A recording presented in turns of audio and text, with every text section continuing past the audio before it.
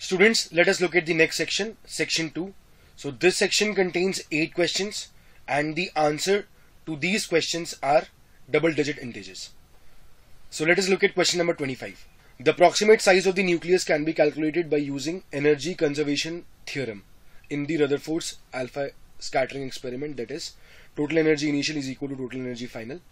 So in the first experiment, the radius of a particular nucleus is calculated by the projection of alpha particle from infinity at a speed v meter per second. Let this radius be the true radius. In the second experiment, the radius calculation for the same nuclei is made by projecting the alpha particle at 5/6 the initial speed. Okay. The percentage error involved in the calculation of radius of nucleus in the second experiment is.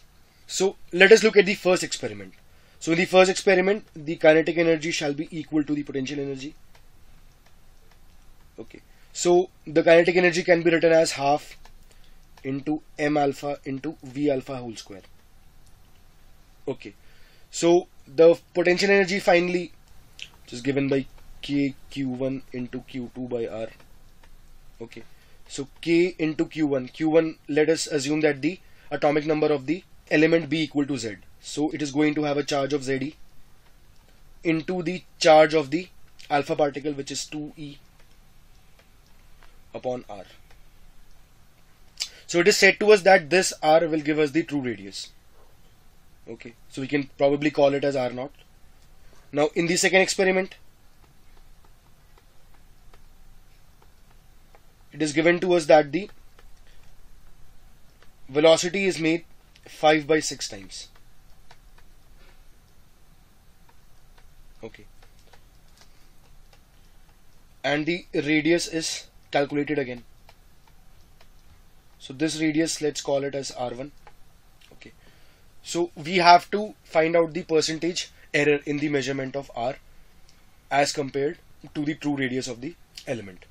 Okay, so if we divide these values, so we have 1 upon 5/6 whole square.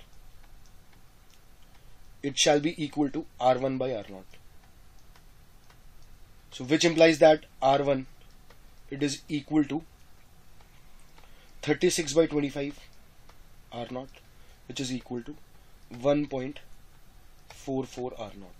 Okay, so if I talk about the error, so percentage error can be calculated as equal to r1 minus r0 upon r0 into 100. So it is equal to 1.44 minus 1 upon 1 into 100. So on simplification, this gives us a value of 44%. So students, the answer which we have to mark for this question is 44. Okay, let us look at the next question, question number 26. So we have been given a hypothetical cell in which x plus ya plus converts to give us xa plus and y solid. The delta H0 for the reaction is given to us, and it is told to us that the standard electrode potential of the cell is 1.2 volts and the percentage efficiency of the cell is eta. So we have to comment on the value of eta by A, and it is given to us that the change in entropy for this reaction is negligible. So students, we can associate the delta H and the electrode potential values by using the delta G values. So delta G0 can be written as equal to delta H0 minus T delta S0, and that should be equal to minus of N into F into E. Okay, so now let us first look at the delta H and delta S part. So it is given to us that the delta S0 value is to be neglected. Okay, so delta G will come out to be equal to delta H0. So delta G0, it is equal to delta H0, which is equal to minus 289.5 kilojoule. Okay, now it is given to us that the efficiency of the cell is eta. So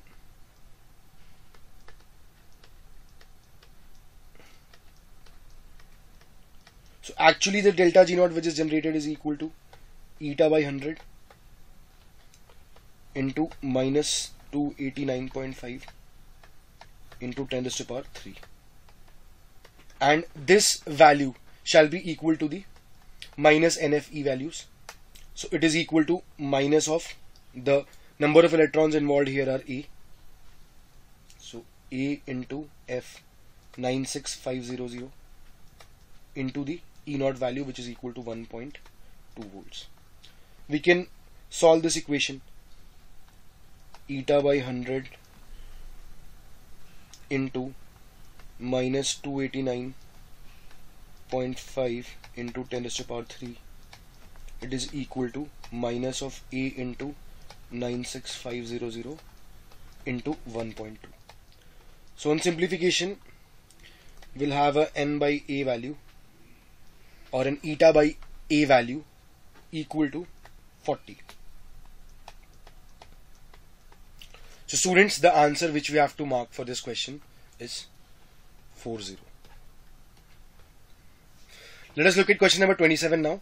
In NaCl structure, the number of first, second and third nearest neighbor of Na plus is X, Y and Z respectively.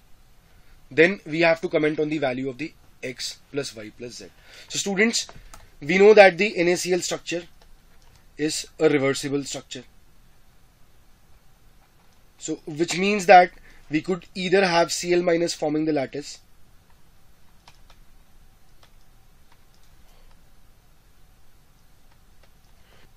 and Na plus occupying all the octahedral voids, or vice versa, which means that the Na plus can be assumed to be forming the lattice,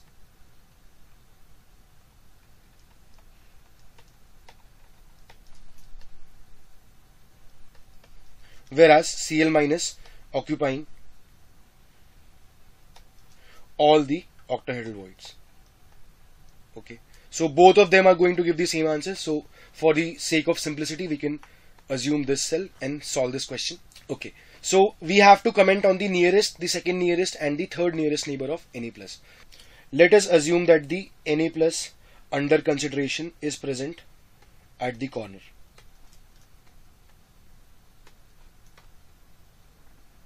Okay, so if we talk about the nearest neighbors,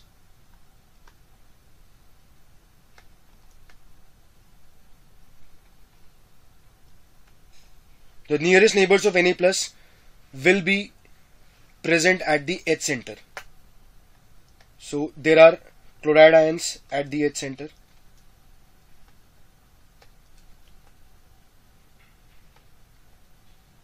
So those will be 6 in number. Okay, if I talk about the second nearest, so those will be Na plus ions which are present at the face center.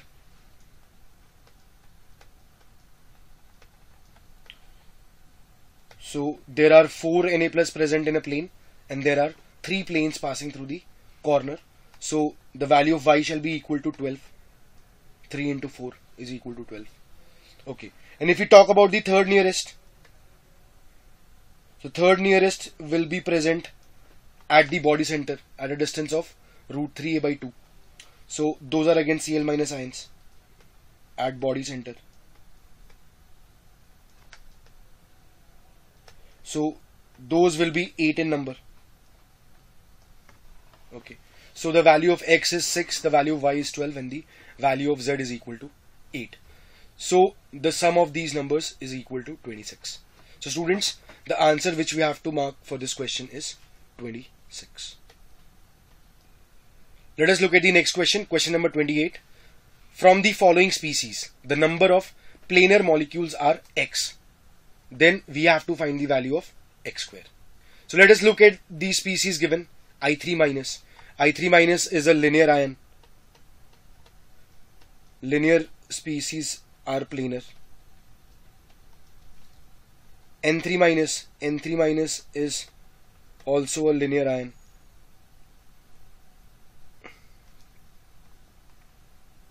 So this will also be planar. NO2 plus is also again a linear ion. It is also planar. NO2 minus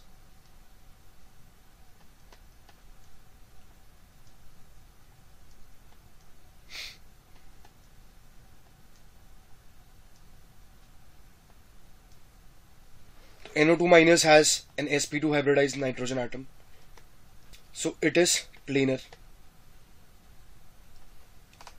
Ammonia is pyramidal, it is a non-planar substance. I2Cl6 is also planar.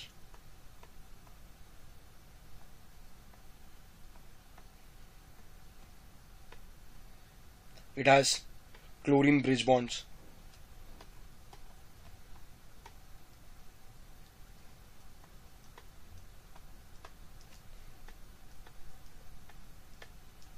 So this is also planar. Al2Cl6 is non-planar.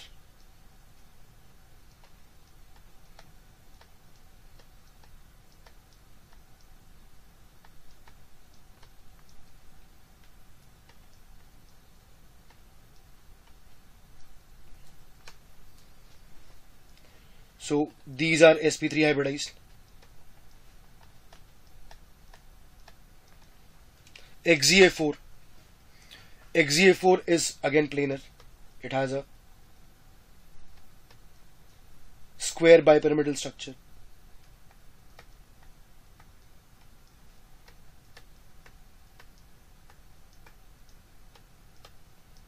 So this is also planar.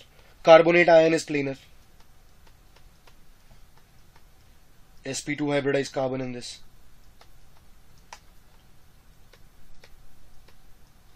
Okay. Phosphate ion is non-planar. It has a sp3 hybridized phosphorus atom.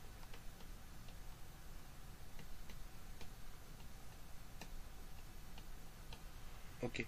SF4 is seesaw shape.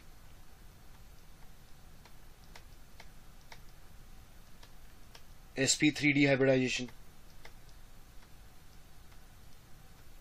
So this is not planar. O2F2 is also not planar. It has an H2O2 like structure. XiO3 will also be non-planar. Tetrahedral xenon atom. The BaCl2 dimer is again planar.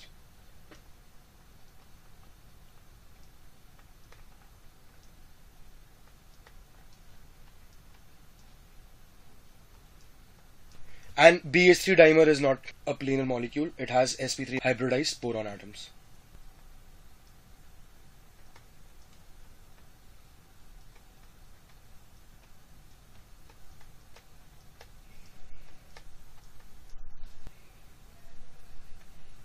So if we look at the number of molecules which are planar among these, so we have 8 species.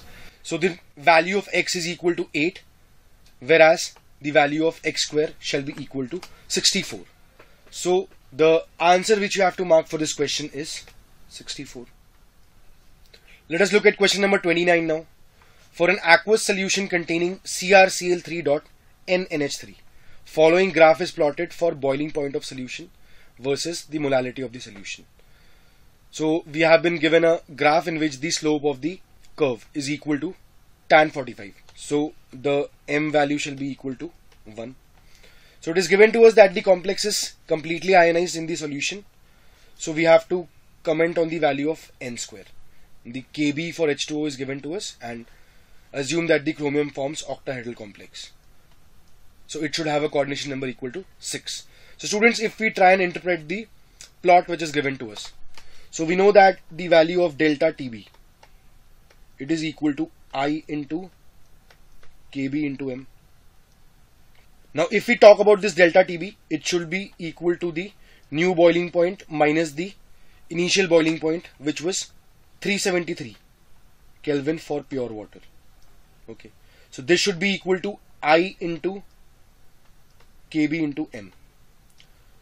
So we can see that, so if we rearrange this expression, so Tb will be equal to I into Kb into m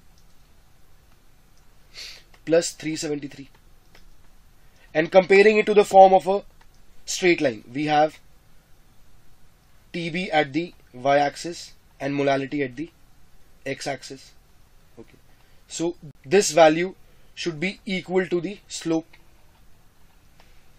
Okay, so I into KB is equal to tan 45, which is equal to 1. So the value of I will come out to be equal to 2, as the value of KB is equal to half. Okay, so when this complex compound dissociates in water, it gives us 2 ions only. So it must mean that this has a form CrCl2 NH3N, and there is only one Cl minus ion which is outside the coordination sphere. So it is given to us that the complex formed by chromium is octahedral complex. It means that the value of N should be equal to 4, as there are 6 ligands in an octahedral complex. So the value of N is equal to 4, and in the question, since we have to comment on the value of N square, we have to mark 16 as the correct answer for this question. Let us look at the next question. Question number 30. Consider the following sequence of reaction along with the yield. So A converting into B plus C, the B which was produced here is further converted into D, and the D produced is forming E. The respective yields of the reaction are given to us, and it is given to us that finally 0.4 mole of E is formed. Then we have to comment on the minimum mass of A required in the above reaction.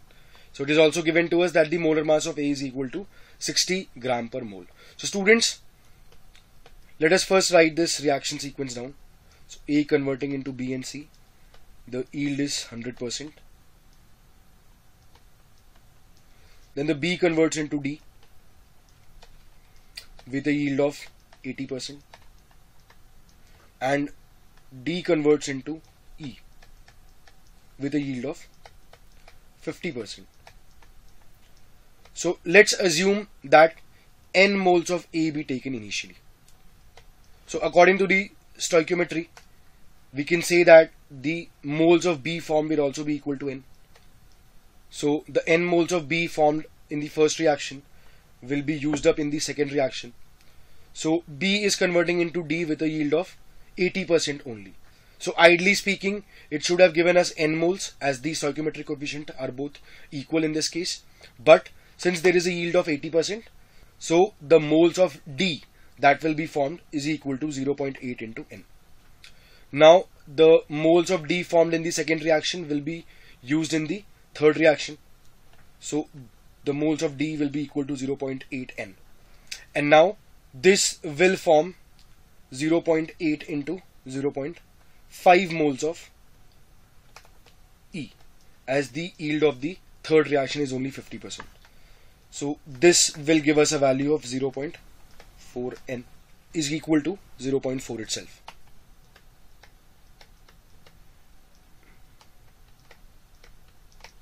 So the value of N will be equal to 1, and the mass of A that will be required is equal to 60 grams. So students, the correct answer for this question is 6060. Let us look at the next question. Question 31.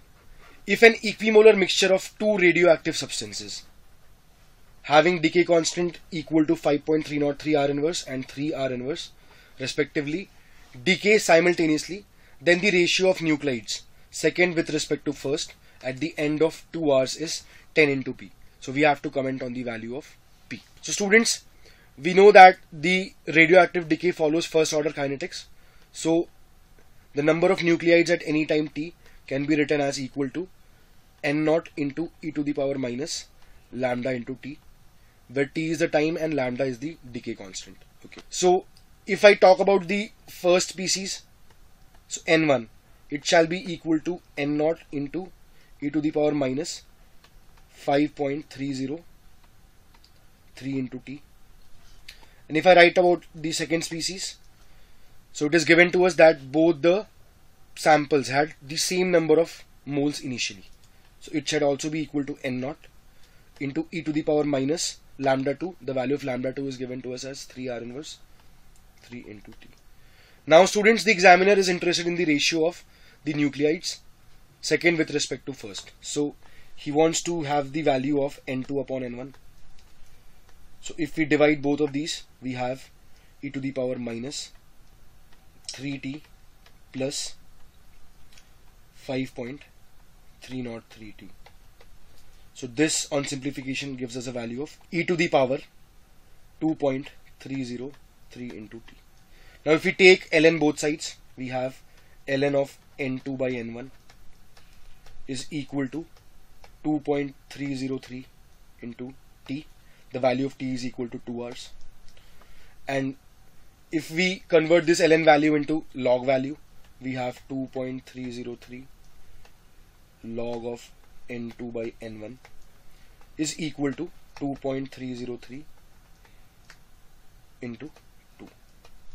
So it must mean that the value of log of n2 by n1 is equal to 2.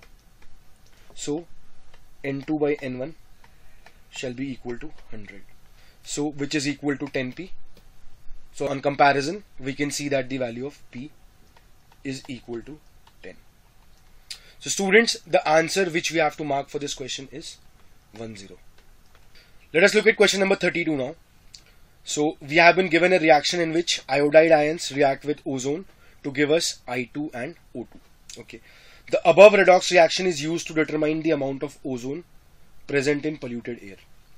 The liberated iodine is titrated with sodium thiosulfate solution using a suitable indicator.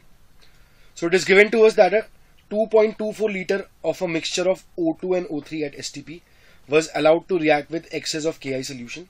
The liberated I2 require 60 ml of 0.2 molar sodium thiosulfate solution to reach the endpoint. Then we have to comment on the percentage of ozone by volume in the 2.24 liter mixture which was taken initially. Okay, so students, we can find the amount of I2 which was liberated on reaction with ozone as the titration data with Na2H2O3 is given to us. So if we talk about the reaction with Na2H2O3, the milliequivalents of I2 shall be equal to the milliequivalents of the hypo solution used. So it is given to us that the hypo solution had a concentration of 0.2 molar. The volume consumed was 60 ml, and we know that the N factor of hypo is equal to 1. So this should be equal to the MEQ of I2 which was liberated on reaction with ozone. So I2 has an N factor equal to 2, and the millimoles of I2, which is unknown, can be calculated from this expression. So the millimoles of I2 is equal to 6. Now from the first reaction, we can see that the millimoles of I2 which was formed shall be equal to the millimoles of ozone which was present in the polluted air sample. So upon comparison, we can say that the millimoles of ozone are also equal to 6, and it is given to us that the initial mixture of ozone and oxygen, it measured 2.24 liters at STP. So 2.24 liters at STP implies 0.1 moles, or we can say that it is equal to 100 millimoles.